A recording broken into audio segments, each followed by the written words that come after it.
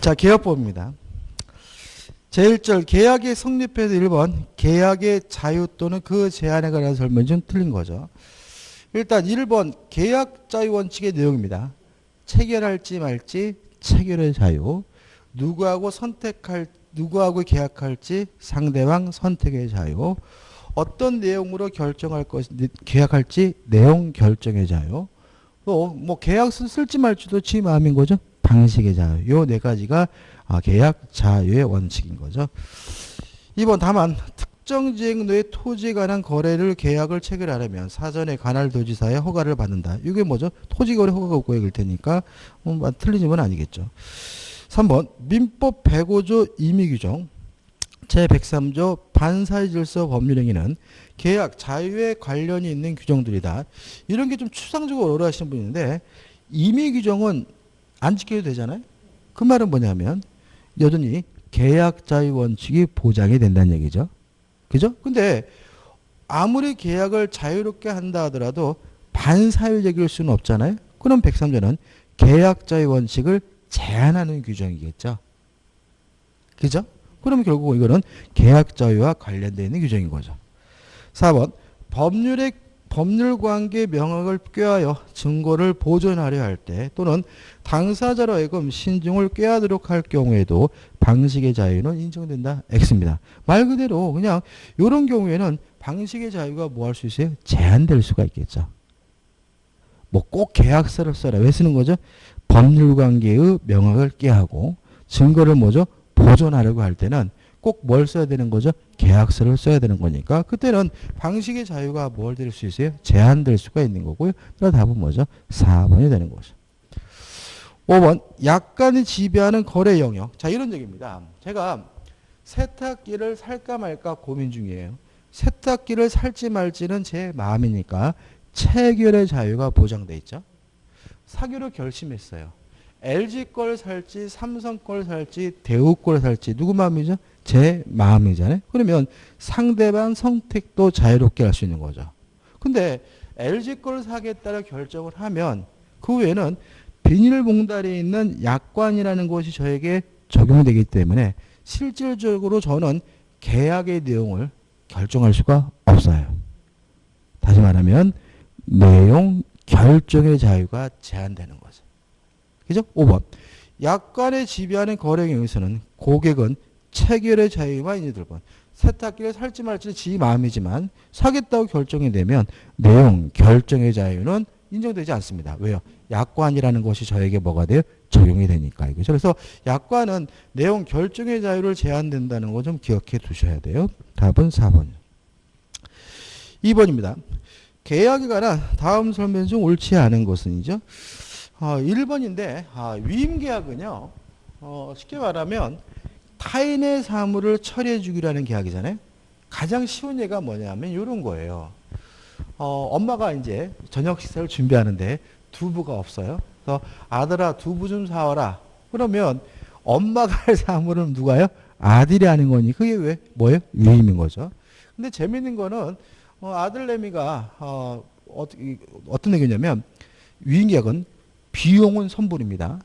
비용은 두부값은 먼저 줘야 되는 거죠. 두부값 여기 딱이죠.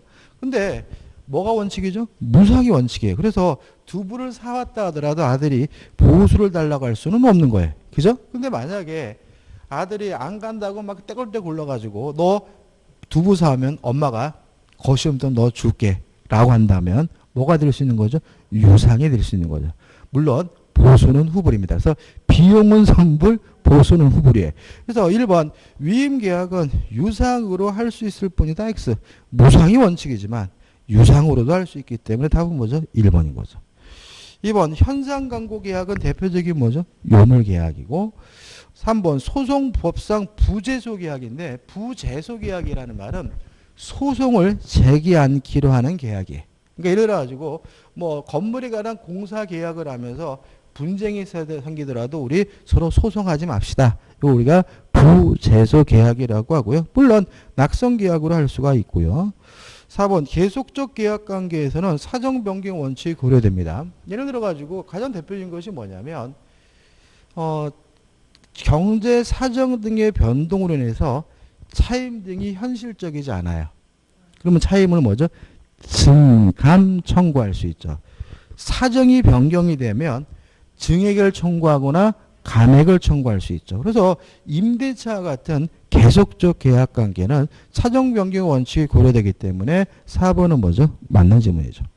5번. 자, 우리가 매매나 교환과 같은 일시적 계약은 해제를 하고 임대차와 같은 계속적 계약은 해지를 하는 거죠. 그래서 5번. 계속적 계약 관계에서는 해지권이 있다는 질문도 맞는 질문이고요. 답은 뭐죠? 1번이 되는 거죠. 3번 문제입니다. 계약자의 원칙에 대한 설명 중 가장 타당하지 않은 것. 이건 답만 보면 될 것 같은데 3번이죠. 약관에 의한 계약은 계약의 내용 및 상대방 선택의 자유에 대한 제한이라고 할 수 있다. X예요. 다시 말하면 LG 거를 살지 삼성 거를 살지 결정할 수가 있어요. 상대방 선택은 제한하지 않아요. 뭐만 제한해요? 계약의 내용 결정의 자유만 제한하기 때문에 내용 및 상대방 선택의 자유에 대한 제한이다. X고요. 답은 3번이 됩니다. 넘기셔가지고 4번입니다. 약관에 대해서는요. 시험에 잘 안 나와요. 근데 잘 안 나오는데 안 나온다라고 말할 수가 없어요. 아주 가끔씩 나와요. 그죠? 가끔씩. 그러니까 요 지금 나와 있는 정도의 문제 정도만 일단 기억하면 되는데 일단 먼저 설명드리면 약관도 계약의 내용이에요. 그러니까 다수를 상대하고 미리 작성한다는 점에서는 특색이 있긴 하지만 어차피 약관도 계약의 내용인데 따라서 구속력이 발생하려면 효력이 발생하려면 그 약관에 대해서 일반 계약과 마찬가지로 승낙 동의가 필요한 거죠. 그런데 매번 동의를 받으면 거래할 수 없으니까 이것이 좀 완화돼 가지고 명시 설명 의무죠. 명백히 보여주고 어려운 것이 있으면 설명해주고 명시 설명 의무를 이행하면 그때는 뭐죠? 구속력이니까 FM은 승낙인데 승낙받기 어렵다면 명백히 보여주거나 설명은 해야 된다. 이런 얘기인 거죠. 근데 이것이 면제되는 경우가 있죠. 가장 중요한 것은 뭐냐면 1번이죠. 이미 법령에 의하여 정하여진 것을 약관에 그대로 기재하거나 부여한 경우죠. 이때는 명시 설명 의무가 면제합니다. 그러니까 중요하다 하더라도 면제되기 때문에 명시 설명할 필요가 없거든요. 따라서 그것이 약관의 중요한 내용을 이루는 경우에는 사업자는 이를 설명하여야 하고 X죠. 이를 위반한 때는 계약의 내용을 주장하지 못한다. X입니다. 다시 말하면 법령의 내용을 단순히 기재해 놓은 약관의 경우는 중요하다 하더라도 명시 설명 의무가 면제가 되는 거죠. 그 다음 2번입니다. 은행 거래까지는 나와 있죠? 뭐, 그건 은행이라는 건 중요하지 않고 약관입니다. 그러니까 약관이 구속력이 발생하려면 뭐가 필요하죠? 명시 설명 의무. 그러면 명시 설명했다는 사실을 누가 주장하고 입증해야 됩니까? 약관의 효력을 주장하는 자가 입증하겠죠. 따라서 2번 은행 거래 약관에서 예금 채권에 관한 양도 금지 특약을 정하고 있는 경우 은행이 이에 관해 설명을 하지 않은 상태에서 예금 계약을 체결했어요. 그러면 명시 설명 안 했다면 약관의 구속력이 인정되지 않으니까 은행은 그 특약을 예금 계약의 내용으로 주장할 수 없다고 맞는 질문인 거죠. 3번입니다. 정형적 대량적 거래 이런 것들라고 이해하면 되는데 예를 들어 가지고 버스를 탄다. 지하철을 탄다. 이런 경우에는 버스 탈 때마다 약관을 명시하고 설명해야 된다면 생활할 수가 없는 거죠. 따라서 3번 계약의 성질상 설명이 현저하게 곤란한 경우 뭐 시내버스를 탄다. 전체 탑승한다. 이런 데는 사업자의 설명 의무가 면제된다. 오 맞는 지문이고요. 그 다음에 4번도 지문으로 잘 나오게 되는데 일부가 무효면 전부가 무효라는 민법 규정이 약관에는 적용되지 않습니다. 따라서 일부가 무효면 그 부분만 무효인 것이 원칙이니까 4번 약관이 조항이 사업자 명시 설명 의무를 위반으로 계약의 내용으로 되지 못하는 경우나 불공정 약관 조항에 해당하여 무효인 경우 계약은 원칙적으로 나머지 부분만으로 유효하게 존속한다. 오 맞는 질문이죠. 5번은 뭐 일반적인 내용 한번 읽어보시면 될 것 같죠. 자, 이제 5번부터 이제 본격적인 계약의 성립입니다. 계약의 성립에 대한 시험 문제를 한 문제를 반드시 내요. 그러니까 청약이 있고 그에 의한 승낙이 있으면 계약이 성립된다. 이 내용에서 반드시 뭐가요? 한 문제가 출제가 되는 거죠. 자, 5번 보시면 옳지 않은 것, 틀린 걸 찾는데 1번 승낙 기간을 정한 청약은 청약자가 그 기간 내에 승낙의 통지를 받지 못한 때는 그 효력을 잃는다. 맞죠? 계약이 성립되지 않습니다. 2번 승낙의 연착 통지를 하여할 청약자가 연착의 통지를 하면 연착된 거죠. 계약이 성립되지 않죠. 따라서 계약이 성립한다는 지문은 X죠. 그러니까 다시 말하면 이런 얘기죠. 연착의 통지를 해야 돼요. 뒤에서 다시 말씀드리겠지만 통지를 해야 되는데 안 했어요. 안 했으면 연착되지 않은 것으로 간주가 되니까 계약이 뭐가 돼요? 성립이 되죠. 승낙을 발신한 때. 근데 연착의 통지를 해야 되는데 통지를 했어요. 그럼 뭐가 된 거죠? 연착이 된 거죠. 따라서 계약이 뭐 되잖아요? 성립되지 않는 거죠. 이것도 굉장히 헷갈려 하시는 분들이 많더라고요. 아무튼 답은 뭐죠? 2번이고 3번 2번이고 2번이 맞는 지문이죠. 옳지 않은 거죠. 그죠? 옳지 않은 거. 3번 연착된 승낙은 새로운 청약으로 볼 수가 있습니다. 4번 똑같은 내용의 청약이 교차됐을 때는 양 청약이 모두 도달됐을 때 계약이 성립되는데 교차 청약에 의한 계약 성립이죠.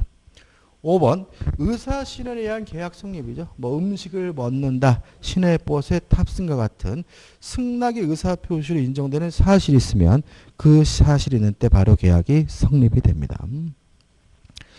6번이죠. 계약의 성립에 관한 다음 기술을 좀 틀린 거죠. 참 시험이 잘 내는데 큰 길가에 설치가 된 커피 자판기죠. 커피 자판기를 설치하는 것도 청약인데 누구한테 하냐면 길거리를 지나다니는 사람에게. 따라서 청약의 상대방은 불특정 다수죠. 요 커피 자판기를 설치한 사람이 청약자인데 청약자는 특정인이어야 합니다. 근데 주의하실 것은 우리가 커피를 뽑아 먹기 위해서 커피 자판기 설치한 사람 누군지 알아야 되는 것은 아니니까 청약자가 뭐 될 필요는 없죠? 명시될 필요는 없죠. 근데 이 청약자가 결국은 뭐가 되는 거죠? 승낙의 상대방이 되는 거죠. 그래서 청약의 상대방은 불특정 다수라도 상관이 없지만 승낙의 상대방은 특정한 청약자가 된다는 거 좀 주의하시기 바라고요. 1번 청약은 불특정 다수인에 대해서도 할 수 있지만 청약의 상대방이죠. 승낙은 특정의 청약자에 대하여 해야 한다. 승낙의 상대방이죠. 맞는 질문이죠. 그 다음에 2번도 참 잘 내요. 자, 우리가 승낙을 할지 안 할지 오로지 누구 마음이냐면 승낙자 마음이에요. 청약자가 승낙자의 그러한 자유를 뭐 할 수 없어요? 제한할 수는 없어요. 그러한 자유를 제한한다면 무효예요. 2번 청약에 승낙 기간 내 회답하지 않으면 계약이 체결된 것을 본다라는 내용의 조건이 붙어 있어요. 무효입니다. 왜냐하면 승낙자의 자유를 제한하니까요. 무효. 상대방이 승낙 기간 내 회답을 바라지 않아도 계약은 체결되지 않는다. 5. 맞는 질문이죠. 4번부터 볼게요. 4번 서점에서 신간서적을 보내오면 그 중에 필요한 책을 사기로 하고 보내온 책에 이름을 적었어요. 이름을 적으면 계약이 성립됩니다. 이게 뭐예요?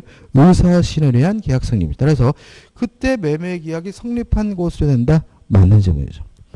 5번 연착된 승낙은 새로운 청약으로 보아 청약자는 이에 대하여 승낙함으로써 계약은 체결할 수 있다. 맞죠?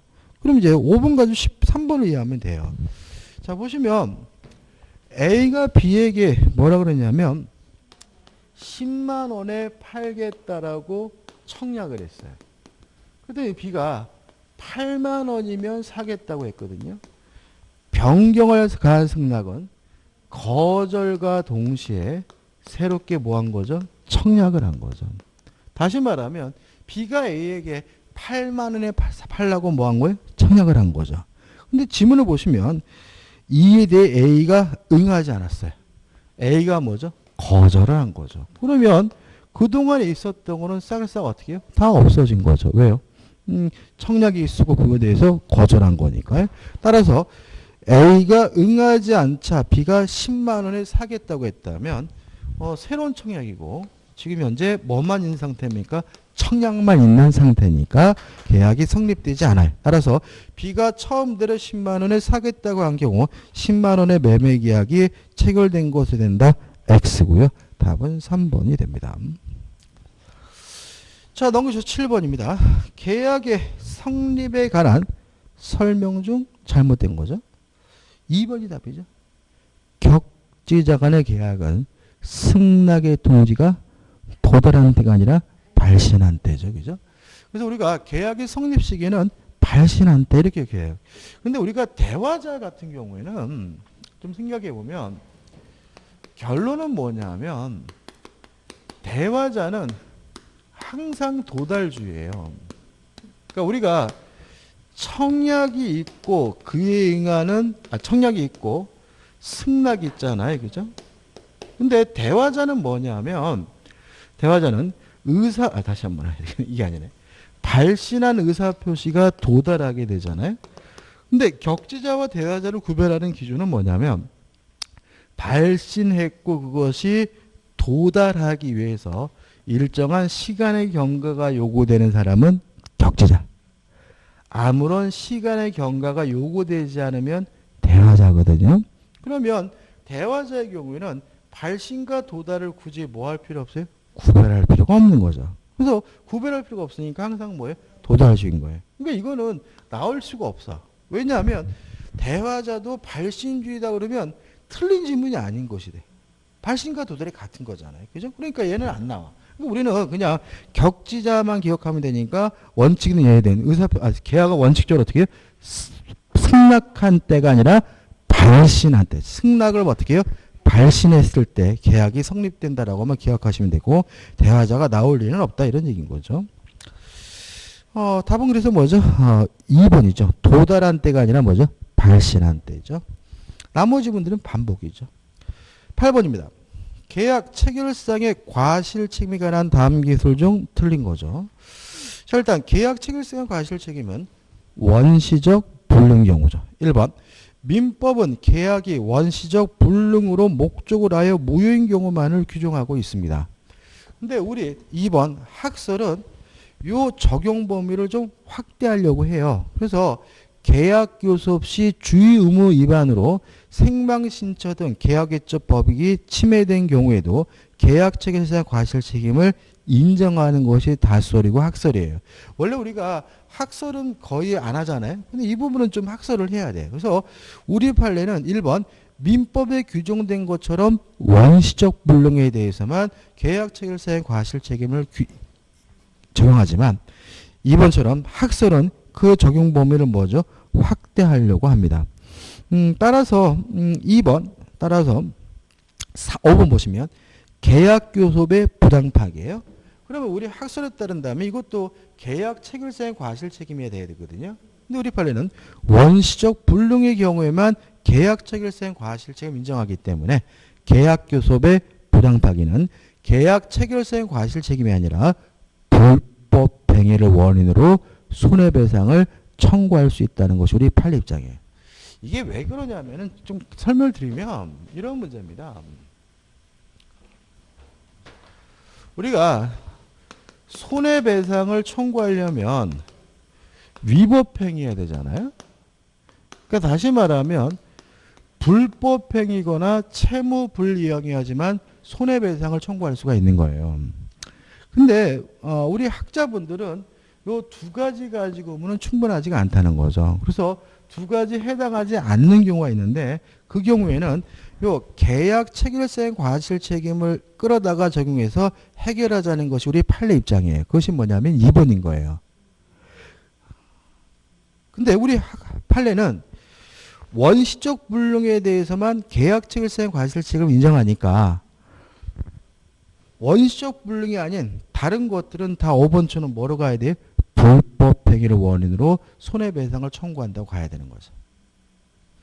별로 분위기 안 좋은데? 이런 사건이 있었어요. 카페트 사건이라는 사건인데 독일에서 카페트 가게에서 카페트를 이렇게 쌓여 있는데 어떤 분이 구경하다가 요 카페트 가게 가게의 카페트가 무너지는 바람에 깔려서 사망을 하셨어요. 그러면 이 카페트 가게 주인이 요 돌아가신 분에게 손해배상을 해줘야 되는데 원인이 명확하지가 않아요. 왜냐하면 우리 학자문에 따른다면 구경하다가 돌아가셨으니까 계약 체결하기 전에 돌아가셨으니까 채무불이행일 수는 없는 거 아니냐. 또 카페트 가게에다 카페트를 쌓아놓지 어디다 쌓아놓느냐. 카페트 가게 카페트를 쌓아놓은 것이 불법일 수는 없다. 따라서 두 가지 어디에도 해당하지 않으니까 이거를 해결할 수가 없다는 거죠. 그래서 계약 체결상의 과실 책임을 끌어다가 적용하다는 거예요. 그래서 2번을 다시 읽으면 다수설은 계약 교섭 없이 주의 의무 위반으로 인한 생명, 신체, 깔려서 돌아가셨죠? 그죠? 등 계약 외적 법익이 침해된 경우에도 계약 체결상의 과실 책임을 인정해야 된다라고 보는 거죠. 우리 학설이. 근데 우리 판례는 안 그렇다는 거죠. 우리 판례는 1번처럼 원시적 불능에 대해서만 계약 체결상의 과실 책임을 인정해야 돼요. 그럼 이거는 뭐냐? 자, 불법행위라는 것이 뭐냐면 고의나 과실로 타인에게 손해를 입힌 거잖아요.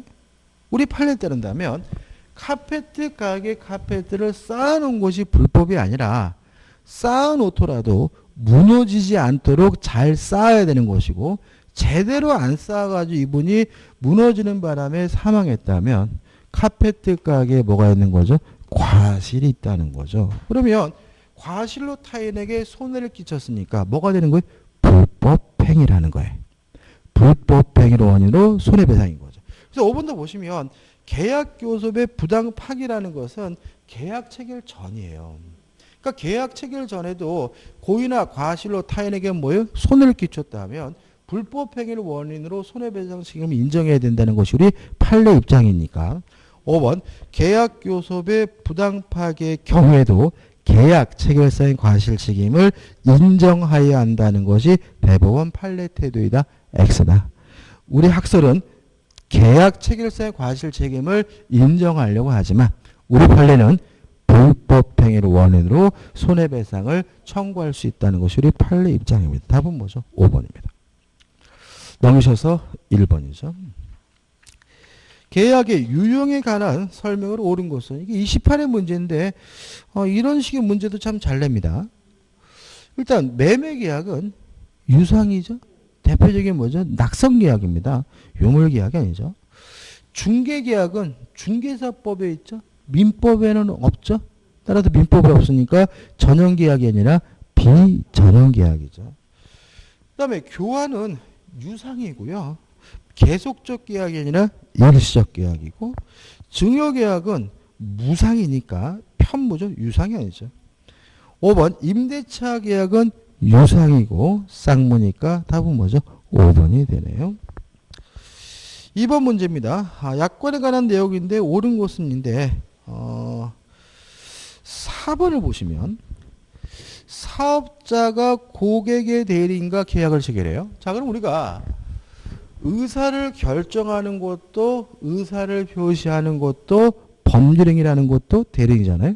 그러면 그 약관의 내용에 대해서 명시 설명을 누구한테 해줘야 돼요? 대리인에게. 왜요? 법률행위라는 건 대리니까요. 따라서 사업자가 고객의 대리인과 계약을 체결하는 경우 설명 의무의 상대방이 계약제 본인에 국한되는 것이 아니므로 그 대리인에게 약관을 설명하는 것으로 충분하다. 5 맞는 질문이고 답은 뭐죠? 4번이 되는 거죠. 나머지 것들은 좀 반복적입니다. 한번 보시면 될 것 같아요. 그 다음 우측에 3번입니다. 2006년 10월 23일 가버늘에게 X 건물을 1억 원에 팔겠다고 이메일로 청약하면서 10월 27일 18시까지 매수 여부를 알려달라고 했으며 그 메일은 을에게 즉시 도달하였다. 다음 좀 틀린 거죠. 자, 일단 청약의 의사표시가 상대방에게 도달이 됐으니까 뭐 하지 못해요? 처리하지 못합니다. 따라서 2번 갑은 10월 27일 18시까지는 청약을 처리할 수 있다는 질문은 X가 되는 거죠. 3번 연착된 승낙은 뭐가 되죠? 새로운 청약이 되고요. 그 다음에 변경을 가한 승낙은 뭐죠? 새로운 청약이 되기. 이게 뭐죠? 3번이고 4번은 뭐죠? 연착된 승낙은 뭐죠? 새로운 청약이죠. 3번. 을이 9천만 원이면 사겠다고 했어요. 그죠? 그죠? 1억에 팔겠다고 했는데 9천만 원에 사겠다면 변경을 가한 승낙이니까 뭐가 됩니까? 새로운 청약이 되고 그 다음에 4번 10월 27일 20시경의 가백이죠. 18시까지인데 20시니까 연착된 승낙이죠. 연착된 승낙도 뭐가 되죠? 새로운 청약이죠. 5번 의사표시를 발신 후 도달하기 전에 표의자가 사망하거나 제한 능력자가 되더라도 아무런 영향을 미치지 않으니까 5번도 맞는 질문이 되겠죠. 자, 4번입니다. 자, 이런 문제가 나오면 굉장히 싫어하시죠. 왜냐하면 갑을병도 싫은데 날짜도 싫잖아요. 근데 우리가 이 문제는 항상 뭐냐면 계약이 성립되는 시기는 승낙의 발신시죠. 그러니까 다시 말하면 중간에 뭐가 됐든 어떻든 간에 만약에 계약이 성립됐다면 항상 계약이 성립되는 시점은 언제예요? 승낙의 발신시예요. 그러면 요 4번 문제 마지막 보시면 매매 계약이 성립한 때는이잖아요. 그러면 결국은 문제를 읽으면서 승낙의 발신시를 찾으면 되는 거죠. 그래서 보자고요. 갑은 을소의 토지를 사고 싶어 을에게 이러한 내용을 담은 편지를 2019년 4월 5일 발송하면서 4월 20일까지 답장을 요구했다. 4월 7일 편지를 받은 을은 갑이 제시하는 가격에 팔겠다는 편지를 4월 12일에 발송했죠. 그러면 승낙의 통지를 발송한 시점은 4월 12일이니까 계약이 성립된다면 항상 며칠이에요? 4월 12일이니까 답은 뭐죠? 3번인 거죠. 그죠? 근데 계속 뭐야? 그런데 우측의 잘못을 을의 편지는 4월 20일에 도착하였다. 갑은 이러한 연착에 대한 통지를 하지 않았어요. 그러면 우측의 잘못이라는 말은 충분히 그 기간 내에 도달할 수 있는 발송인데도 불구하고 연착됐으니까 연착의 통지를 해야 되는 경우거든요. 근데 연착의 통지를 해야 되는데 안 했다면 연착되지 않았다는 이유로 계약이 뭐가 돼요? 성립되게 되고 그 점은 승낙의 발신시가 되니까 답은 뭐죠? 3번이 되고요. 간단하게 푸는 방법은 계약은 항상 언제? 승낙의 발신시에 성립한다는 거죠. 5번입니다.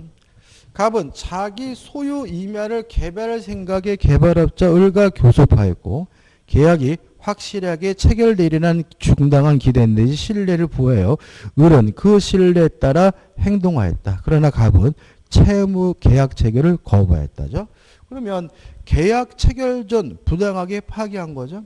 자, 우리 판례에 따른다면 계약 체결사의 과실 책임이 아니라 불법 행위를 원인으로 손해배상을 청구할 수가 있고요. 물론 그 손해배상의 액은 신뢰이익을 배상하되 이행이익을 초과할 수는 없어요. 옳은 것은 1번이 옳아요. 왜냐하면 을이 갑에게 계약 체결을 강제할 수는 없어요. 왜요? 계약 체결할지 말지 누구 마음에? 당사자 마음이니까. 나머지 1번이 답이고 2번 계약이 체결되지 않았으므로 갑에게 법적 책임은 없다. 아니에요. 불법 행위를 원인으로 손해배상을 해줘야죠. 3번 계약 체결 거부로 손해를 입은 을에게 갑은 채무 불이행 책임을 질 수 있다. 아니에요. 계약 체결 전이니까 계약 체결 안 했으니까 채무 불이행이 아니라 불법 행위죠. 4번 계약 체결 거부의 이유가 상당해요. 그러니까 우리가 부당하게 파기한 경우잖아요. 그러면 계약 체결 거부 이유가 상당하다는 말은 부당하지 않다는 거죠. 정당하다는 거죠. 그러면 불법 행위가 아니거든요. 따라서 손해배상을 청구할 수가 없기 때문에 4번도 아니고요. 5번 신뢰이익을 배상하되 이행이익보다 클 수는 없어요. 따라서 5번 갑이 손해배상 책임을 지는 경우 계약 체결을 신뢰한 을이 입은 모든 손해가 아니죠. 신뢰이익을 배상하되 이행이익을 초과하지 못합니다. 6번입니다. 틀린 걸 찾는데 3번을 보시면 계약의 본질적인 내용에 대하여 무의식적 불합의가 있어요. 불합의. 계약이 성립되기죠. 계약이 성립되지 않았다면 성립조차 되지 않았다면 뭐 할 수 없어요? 취소할 수 없는 거죠. 따라서 불합의가 있는 경우 계약을 취소할 수 있다. X가 되는 거죠. 이렇게 쉽게 해도 됩니다. 그죠? 7번입니다. 틀린 것을 찾는데 3번 보시면 당사자 간의 동일한 내용의 청약이 상호 교체됐어요. 그러면 양 청약이 모두 도달됐을 때 계약이 성립되니까 양 청약이 상대방에게 발송한 때 계약이 성립한다. X죠. 답은 3번입니다. 나머지 분도 일반적이네요. 넘겨보시면 8번이죠. 민법상 계약 성립에 관한 설명으로 틀린 것은 이것도 답만 보면 돼요. 왜냐하면 5번을 보시면 청약자의 청약에 일정 기간 내에 이의를 제기 않으면 승낙한 것으로 본다. 무효죠. 아무 의미 없는 거죠. 따라서 이의 없이 그 기간이 지나면 당연히 계약은 성립한다는 지문은 X고 답은 뭐죠? 5번이 됩니다. 자, 이제 계약의 효력입니다. 계약의 효력은요. 이제 뭐 하는 거죠? 위험부담, 동시이행 항변권, 제3자를 위한 계약이잖아요. 세 가지라는데 두 문제가 출제가 돼요. 반드시.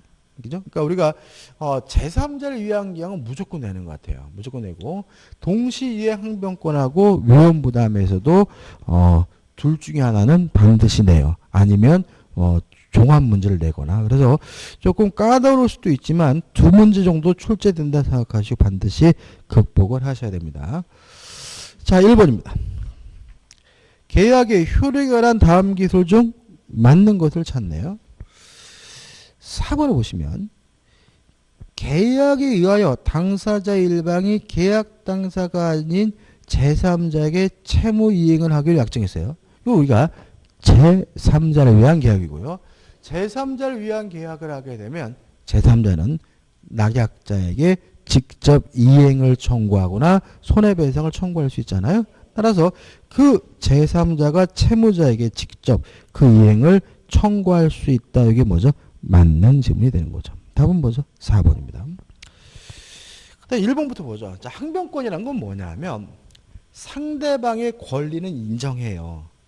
인정하면서 그 행사를 막는 것을 우리가 항변권이라고 해요.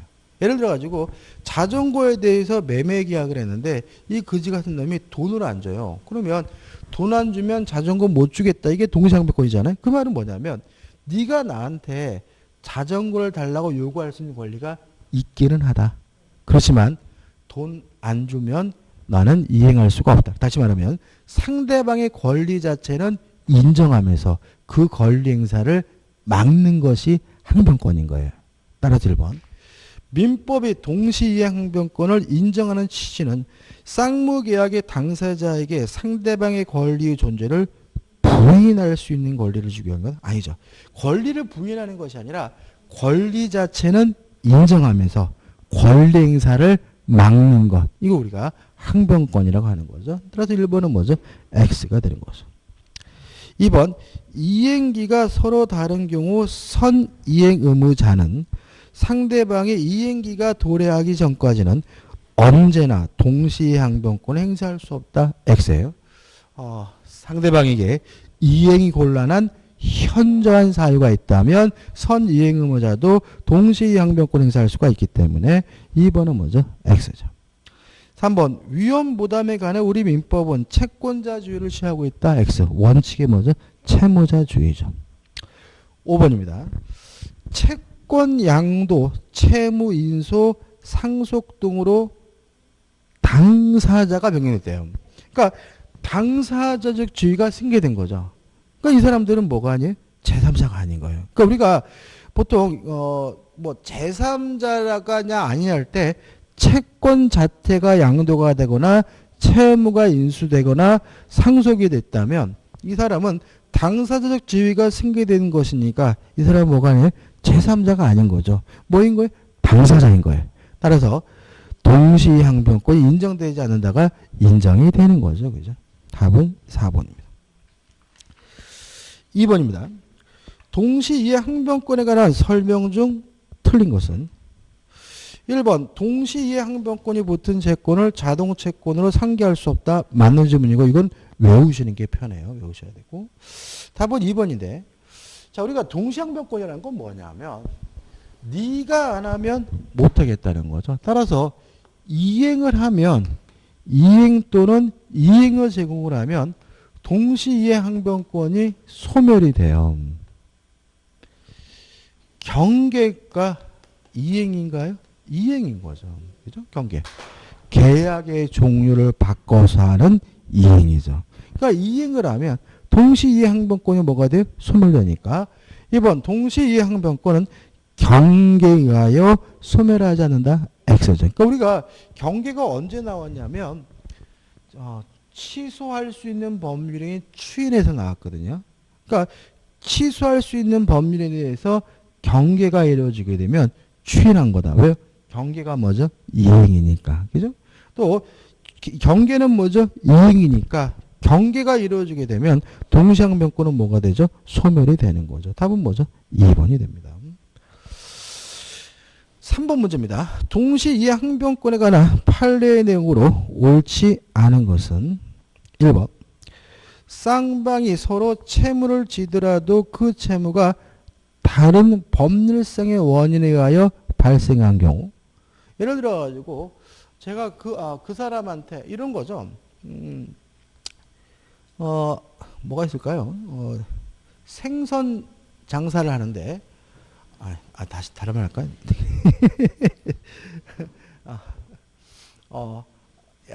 뭐가 있을까? 태권도 도장을 하는데 생선을 구매하면서 아줌마 학원비 주기 전까지 생선값 못 줘요라고 할 수는 없는 거다. 다시 말하면 발생 원인이 뭐죠? 다르다면 쌍방 모두에게 채권이 있더라도 뭐가 인정될 수는 없죠? 동시항변권이 있을 수는 없는 거죠. 그래서 1번은 뭐죠? 맞는 지문인 거죠. 그 다음에 2번입니다. 요 선이행 의무하면 뭐가 떠오르죠? 중도금이 떠오르죠. 그죠? 그러니까 우리가 부동산에 대해서 매매 계약을 하면 먼저 중도금을 주게 되죠.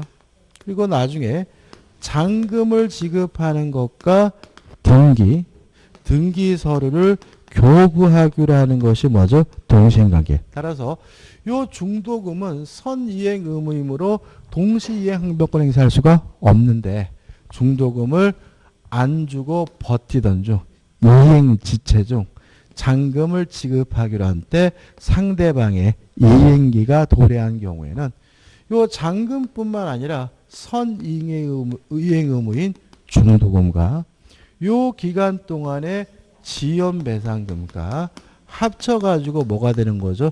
동시이행관계가 되는 거죠. 따라서 이제부터는 뭐가 아닙니까? 이행지체가 아니기 때문에 채무불이행이 아니기 때문에 이행지체 책임을 지지는 않는 거죠. 자, 그럼 이제 2번입니다.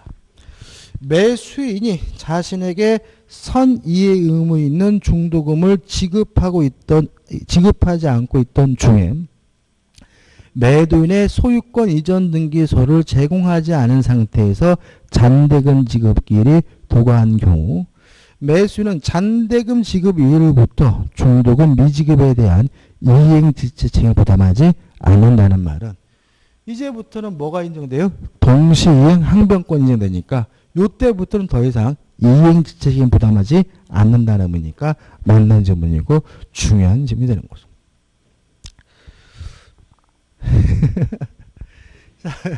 왜 어려요? 길어요? 근데 이게 왜 시험에 나오냐면 실제로 이런 일이 벌어지겠죠. 거래하다 보면. 그러니까 중도금도 안 주면서 뭐예요? 잔금까지 안 주는 상태가 벌어지게 되는 거죠. 이 상식적이지 않습니다. 이게 왜 그러냐면 이 매도인 입장에서 환장하는 거죠. 그러면 이제는 얘가 돈을 안 주더라도 더 이상 뭐가 아니에요? 이행지체가 아니니까 요 사람에게 채무불이행 책임을 묻기 위해서는 등기서류를 줘야 돼요. 근데 줄 수는 없죠. 돈도 안 주면. 보통 어떻게? 법무사 사무실에다 맡겨놔야 돼요. 이행 또는 이행을 제공을 해서 상대방이 행사하고 있는 동시이행항변권을 소멸시켜야 이행지체를 이유로 계약을 해지하는 것이 가능하고요. 또 이 동시이행항변권을 소멸시키기 위한 이행 또는 이행을 제공은 한 번 한 것만으로 부족하고 계속되어야 한다는 것이 판례 입장이거든요. 3번. 당사자 1박이 이행을 제공하였음에도 상대방이 이를 수령하지 않아 수령지죄에 빠진 경우 그 1방이 자기 채무 이행을 다시 하지 않고서 이행을 청구하면 상대방은 동시 이행 항변권 행사할 수 없다. X. 동시 이행 항변권을 소멸시키기 위한 이행 또는 이행의 제공은 어떻게 됩니까? 계속되어야 합니다. 답은 3번이 되는 거죠. 그 다음에 4번 해제가 되게 되면 뭐죠? 동신관계. 원상회복해야 되는 관계는 동신관계입니다. 4번 무효 또는 취소가 돼서 원상회복해야 되는 것도 뭐죠? 동신관계. 그래서 보시면 될 것 같고 그 다음에 우측에 4번입니다. 이 4번 보시면 4번 읽어볼까요? 부동산 매매 계약이 해제가 됐어요. 자, 해제가 되면 원상회복하고 원상회복해야 될 것이 금전이면 이자를 붙이죠. 동시행관계든 아니든 따질 필요 없는 거죠. 그죠? 다시 말하면 동시행관계든 아니든 해제로 인한 원상회복해야 될 것이 뭐라면요? 금전이라면 반드시 뭘 붙입니까? 이자를 붙여야 되니까 4번 부동산 매매 계약이 해제된 경우 매도인이 매매 대금을 반환함에 있어서는 매도인 매수인의 상호 반환 의무가 동시행 관계 유무와 상관없이 매매 대금을 수령한 날로부터 계산한 법정 이자를 부과해 지급해야 한다는 점을 맞는 점이죠. 물론 동시행 관계고 이자도 뭐죠? 붙여야 합니다. 4번 문제입니다. 틀린 것을 찾는데 1번 동시이행 항변권은 쌍무계약을 체결한 당사자의 하나 인정된다. 체결한 당사자뿐만 아니라 해설에 나와 있지만 채권이 양도가 되거나 채무가 인수가 되거나 당사자 지위가 승계된 경우 승계인에게도 인정이 되기 때문에 답은 뭐죠? 1번이 되는 거죠. 5번 문제입니다. 옳지 않는 것을 찾는데 1번 자 우리가 상당한 담보를 제공하고 소멸을 청구할 수 있는 것은 유치권만 그렇죠. 동시항변권은 그런 게 없어요. 따라서 1번 보시면 동시이행항변권은 유치권과 달리 상당한 담보를 제공으로 소멸시킬 수 있다는 지문은 X죠. 오히려 상당한 담보를 제공하고 소멸을 시킬 수 있는 것은 뭐가 그랬죠? 유치권이 그런 거죠. 나머지 한번 보시면 될 것 같고요. 넘겨보시면 6번입니다. 자, 틀린 것을 찾는데 1번이죠. 만약에 동시이행항변권이 재판에서 문제가 되면 뭐가 필요하죠? 주장이 필요합니다. 만약에 주장하지 않는다면 동시이행항변권 고려하지 않기 때문에 1번이 뭐죠? X가 되고요. 7번 문제입니다. 유치권과 동시이행항변권에 관한 설명으로 옳은 것을 찾는데 기억, 유치권과 동시이행항변권은 점유를 성립 요건한다? X죠. 점유해야 인정되는 것은 뭐죠? 유치권만 그렇죠. 기억은 안 해. 1번 유치권은 목적물에 관한 생긴 채권의 담보를 목적으로 한다. 맞네요. 디귿번 유치권과 동시항변권 서로 병존할 수 있다. 예, 맞아요. 가장 대표적인 이런 겁니다. 갑이 시계가 고장이 나서 을에게 시계 수리를 맡겼어요. 그래서 시계를 뭐죠? 인도해 줬단 말이죠. 그러면 요 갑과 을은 수리 계약을 한 거잖아요. 이게 뭐냐면 일종의 도급 계약입니다. 그러니까 시계를 수리하면 일을 완성하면 보수를 주기라는 거니까 이게 뭐죠? 도급 계약이죠. 그래서 요 수리공이 요 갑에게 수리비 채권이 예를 들어서 5만 원이 발생했어요. 그러면 요 수리비 채권 5만 원은 도급 계약이라는 쌍무 계약으로부터 발생한 채권이니까 그런 갑에게 뭘 행사할 수 있습니까? 동시이행 항변권 행사할 수가 있는 거죠. 그죠?